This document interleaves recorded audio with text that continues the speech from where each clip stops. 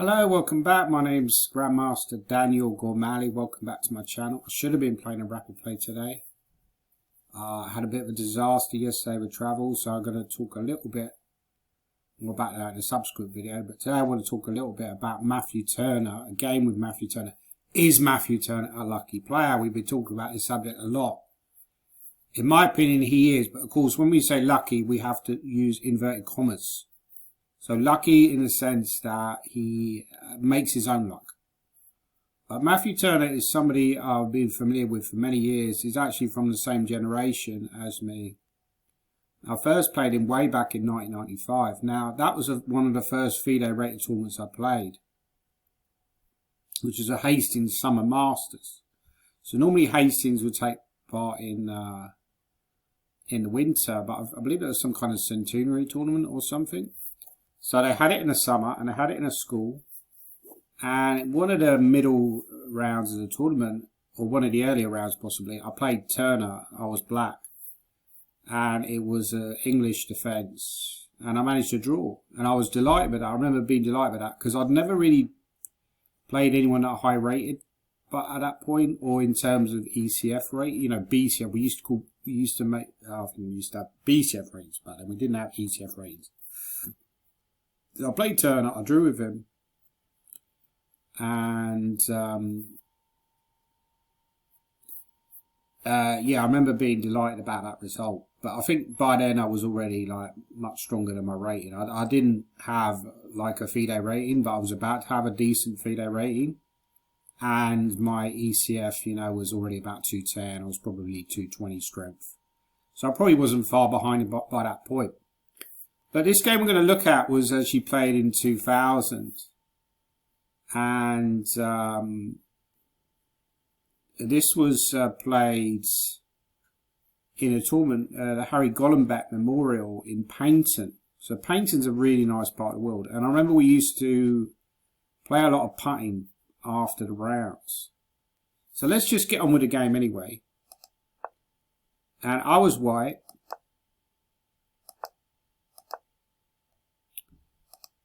And we're going to have a look at the moves, try and predict some of the moves. Yeah, so he plays this bishop 8. I played this A3 Petrosian system that I'd already known about for several years. It's been familiar with the system, really. It's obviously developed by Tigran Petrosian. A lot of the theoretical developments by that time had been established by Kasparov and other players. But bishop A6 became a very popular response. And black goes c5. Very decent move, actually.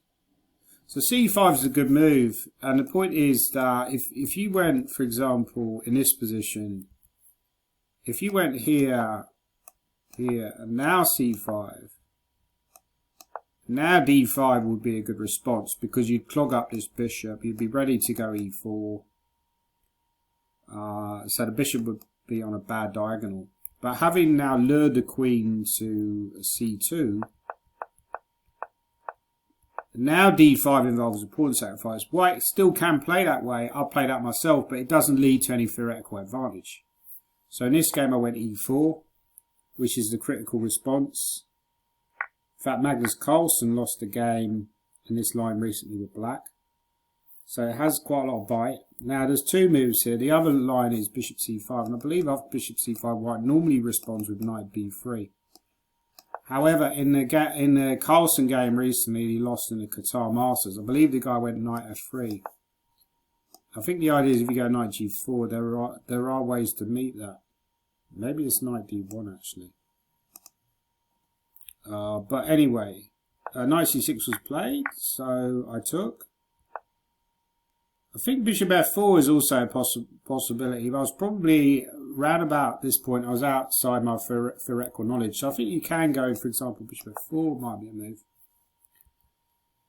And then black can consider playing bishop c5 on knight h5. Yeah, so f4 was played. E5, a good move actually by Turner. So one of the things I noticed about Turner, I think what makes him kind of a unique player in a way, is he's very good tactically for one thing.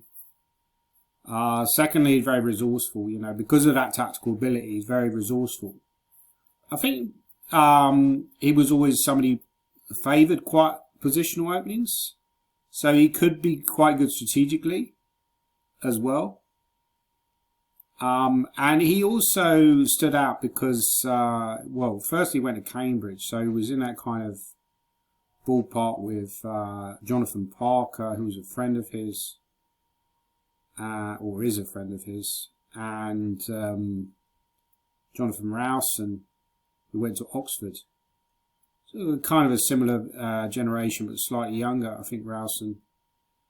So that, you know, I always felt slightly inadequate compared to those people because I never went to university. I should have done.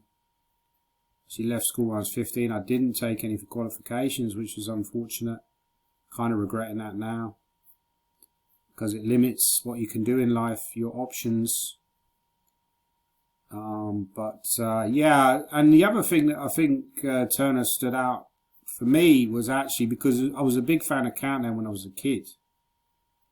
And I was kind of a little bit jealous that Turner got to the final of Countdown. And he ended up very nearly winning the whole series.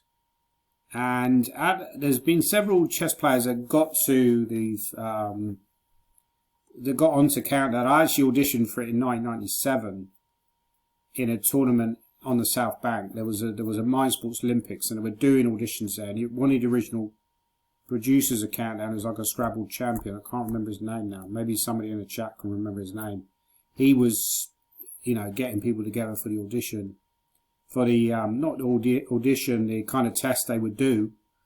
I did it with Sam Essen. Sam Essen was the other chess player, did the Countdown paper at the same time I did. He got on the show. I didn't get through, which I was a bit bummed about.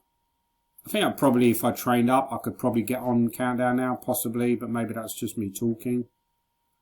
I was always fairly good at Countdown, but not kind of Turner level. Turner was really good. So a few chess players who got on. I think John M's got on, Dave Ledger got on. I think Sam Essen obviously got on. I don't think Sam Essen won many games. I think he might have won one. I think Dave Ledger was on for a bit. There were a few. Kevin Furlow was another one. Probably some others that I haven't mentioned. But Turner was the most obvious one. He did really, really well. Obviously, he's GM level, right? So he's got that level of intelligence. Went to Cambridge. Very bright guy, right? So he's very good, very sharp tactically. And so he's playing all these good moves, like Bishop C5, tactically good move.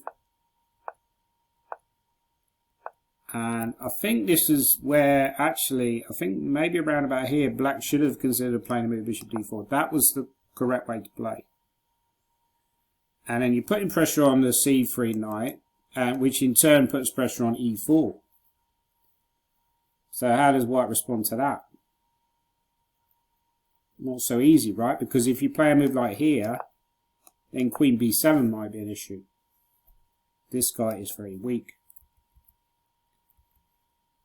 So I think H6 is fine. But I think again here, Black should have probably considered Bishop D4. I think Queen D6 was a mistake. And this is where you see a weakness in my style. That I think from memory, I did consider this move, this juncture to exchange queens. But, you know, maybe I got bluffed out by my opponents too easily. Or more likely, I wasn't very confident in my technical abilities and didn't want to go into an endgame. So the correct way to play was just to take. And then develop the bishop to E3. And that would have been a good response. And White would have been clearly better according to the computer. Instead of that, I went Queen E2, which was quite a bad move. And I think again, yeah, Bishop D4 was probably the way to go. He did go Bishop D4 eventually. The Queen is not bad on E7, but now I played a good move actually. G4, good space gaining move. I think White has to play this position aggressively. Also, I've got ideas of artificial casting King F1 to G2. The big problem for me here is I can't castle. So Bishop E3 will lose this pawn, and then you've basically got a lost position already. a very bad position. So not easy for white. So g4 was you know, a sharp response, shows something at least. And now it's not so easy. Somehow his queen's misplaced because he wants, you know, to be able to take and go queen b7, but he can't do that here. In any case, that would drop e5. So maybe again d6 could have been considered. Like d6 would have been a good move to try and maybe think about bringing his queen over to b7. So at this point in the game, the position was very unclear. But I think king d8 was actually an error on his part. Not the best move. Again, when you're playing Turner, it's quite tricky to play against because he plays quickly and confidently, and he doesn't really let you know how he's thinking. He always seems to be confident. So I think that's another one of these secrets to being a tricky player, is that even if your position gets bad, you know, you have that level-headedness and you have that ability not to give away your emotions, and you have that confidence in yourself, which I think a lot of people could learn something from, because I think, you know, if you're an unlucky player, it's probably because your head slumping, you've got a negative attitude in general. You know, when I think of an unlucky player, I think about a friend of mine, a guy called Nick Sketos, who's always complaining on Facebook about something went wrong and this went wrong and that went wrong. A little bit like I complain a lot myself. And I think if you had a more positive attitude, more positive things would happen over the board. Because you've got a negative attitude, it seems to feed, you know, everything that goes wrong seems to feed into that kind of mindset. So it's kind of like a vicious cycle, you know. So, yeah, that's the way I would look at it. That you have to remain positive. It's very important. If you want to be a lucky player, you have to have a positive mindset. And I think Turner has that. And I think that's served him well over the years. That he's generally a positive person. He's not a negative person. He might be a slightly cynical person, like a lot of good chess players, but he's not a negative person. So knight d5 was played. Yeah, and I think here maybe it's a difficult decision. It's not clear whether you should take with a knight or you should take with a bishop. It's more tempting, it looks more human to take with a bishop. Because then you're not getting tempoed at the end. But in fact, the computer, I think, says it's better to take with a knight and then go bishop a4. And it says that black is better. Although there was a possibility of going c5, maybe line up some d6 tricks, but apparently black can survive that. And very sharp position, but black is better. So that was a good opportunity to start getting the better of the game by Turner. Instead he took the bishop. Went back to b8, because clearly you're not convinced about going there with that bishop there. If the pawn goes to d6, I'm not sure how bad that this is. I mean, one idea, for example, is very obvious, is just to go c5 and attack that way. Because if you take, I have check, right? And then looking very dicey for black. Because here is running into d6. But having said that, after c5, there is this move e4. I'm not sure how clear this is. But then there's bishop f4 as well. So very sharp position, actually. And I think Turner went to d8. But now after g5, yeah, I think taking was also possibly wrong. He should have apparently gone e4 and kept the game. Was that right? Yeah, I think e4 is the way to go. Just really just ramp up the game to the max. Ramp up the complications to the max. But taking was quite bad, because now after bishop g5, white has, you know, a very, very comfortable game. So, you know, I think the biggest problem that black has in his position is the pin on that knight. It's not so easy to break it. He likes to go e4, but the problem is d4 is hanging. He could throw in check and e4, but again, the pawn will be weak at the end. Do you actually have enough play? So rook f8 was played. I went king f1. I think I played this part of the game fairly well. So Turner won the pawn, Now I unleashed my trick. Rook d4. I was very happy about that move. He took, and I went queen e5. I think around about this point in the game, you think when we first played in 1995, I was massive underdog on rating, right? I was sort of 20, I was like a 200 grade, maybe 190 grade, but going up. And Turner was like a 230 grade. He was like a god, Whereas by this point, my rate's actually already exceeded his. So I'm thinking, well, I'm kicking him around now. He's the bunny, and I'm like the big guy, right? But this is where he shows why he's such a slippery player, because his defense after this was really, really impressive. So tough to put away, Matthew Turner, right? Queen d6, rook b1, all correct. Rook takes, check, and then check again. So he's trying to distract that queen. He wants me to exchange.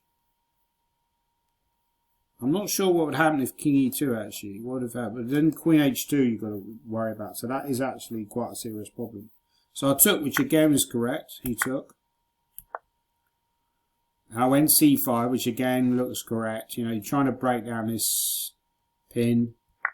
He has nothing better than to take. If he goes check, well, he's still going to be in that nasty pin. The king will run away. So you've got to take. Yeah, so at this point in the game, I felt certain I was going to win, I think. But again, defended extremely well. And I think that's one of the keys about being a lucky player, is that you don't give away your emotions. He probably felt uncomfortable here, that he felt like he was going to lose. But from memory, I don't remember because it was a long time ago, he probably didn't give away that, and he continued to play quickly and confidently. And I think that's one of the keys if you want to be a lucky player. So by the way, when I checked Turner's statistics, his statistics were quite good in terms of comeback wins. Over 60 games over that period, he had 14 comeback wins, I think. I only had about 9.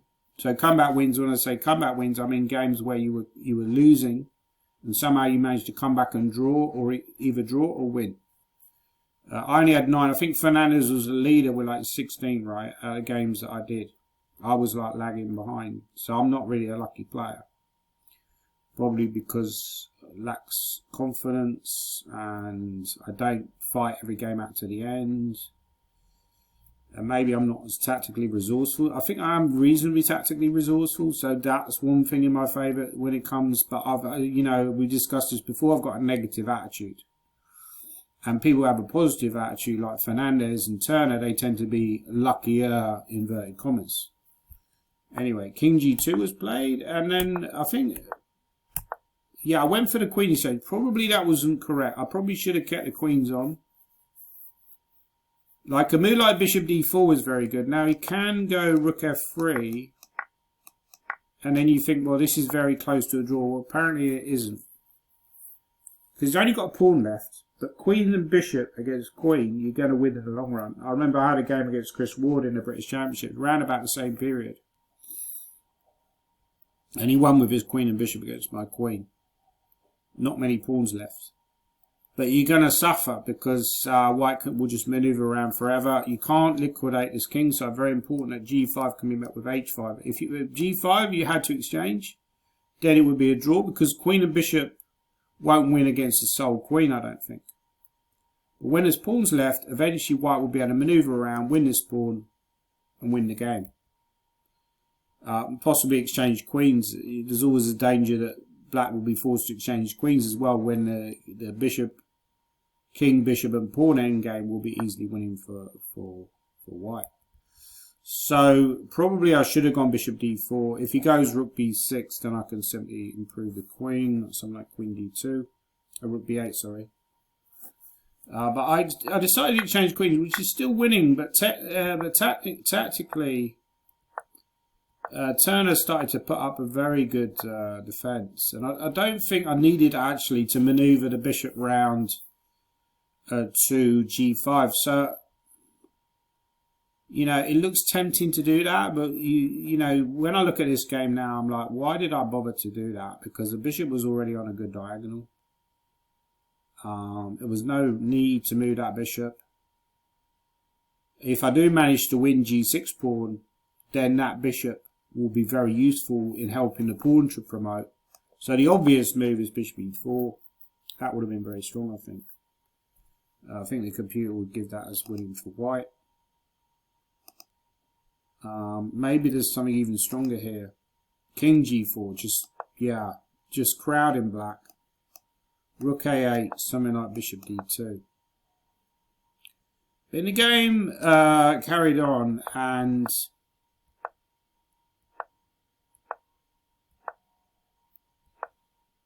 yeah, I think I just remember thinking I saw no way to win this, and Turner was playing quickly and confidently, and I should have really carried on and just carried on and carried on and carried on.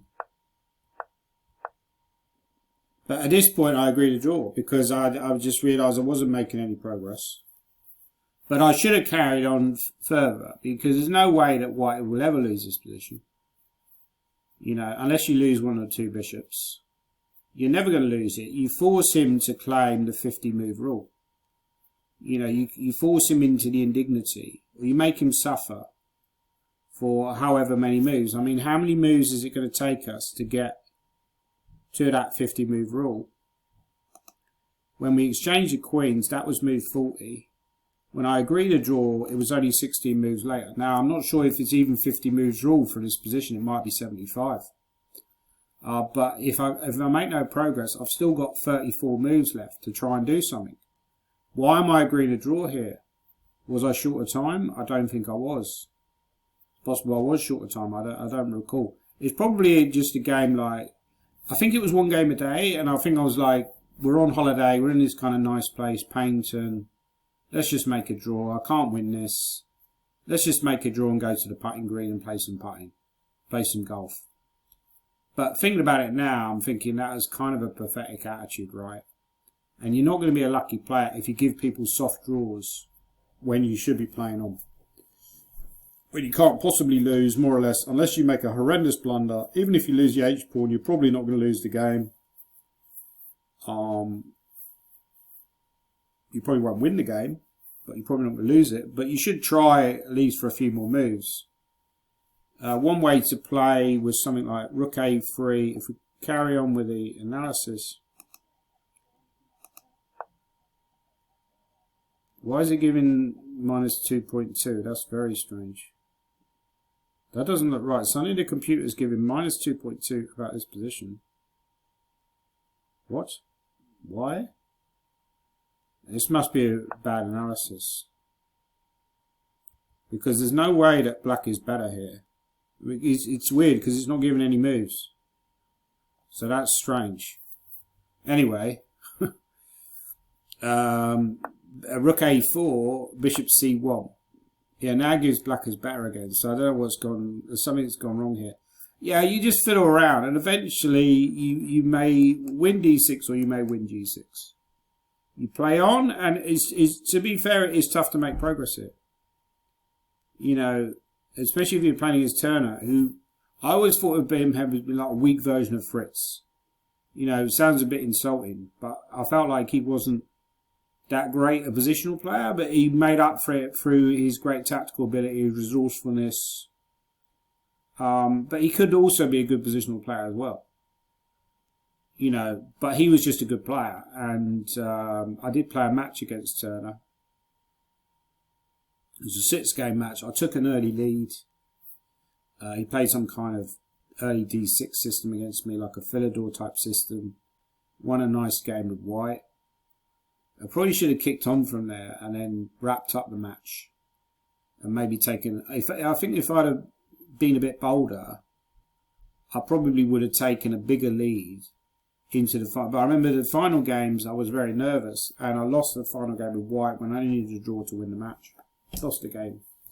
And we drew the match. And that was fair enough. You know, we were about the same strength. We're about the same strength now. Throughout our careers, we've been more or less the same strength. And we're more or less the same age. I think Turner's maybe slightly younger than me. by a few months. I'm not entirely sure about that. But yeah, that's Matthew Turner, and I would say Matthew Turner is a lucky player in the positive sense of the word, in the sense that he will take risks. He plays creative chess.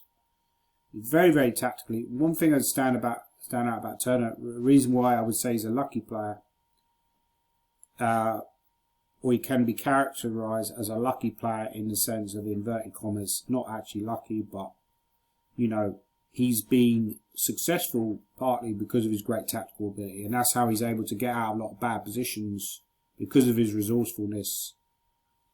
And so that gives you the impression that he's a lucky player when in fact he's not. Lucky evens itself out. So that's Matthew Turner. And then I think we'll do one more in this series. And then that'll be it.